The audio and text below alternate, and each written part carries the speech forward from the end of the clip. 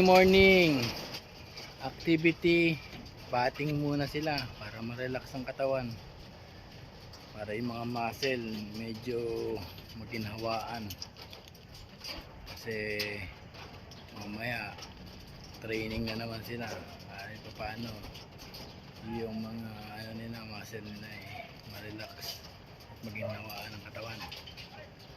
Good morning, ganda ng panahon, no?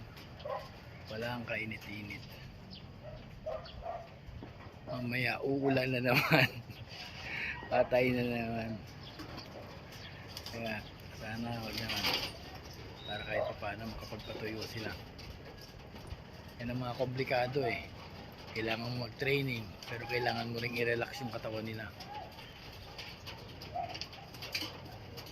Mamimili ka na lang kung ano ipa-priority mo sa dalawa. Yun lang.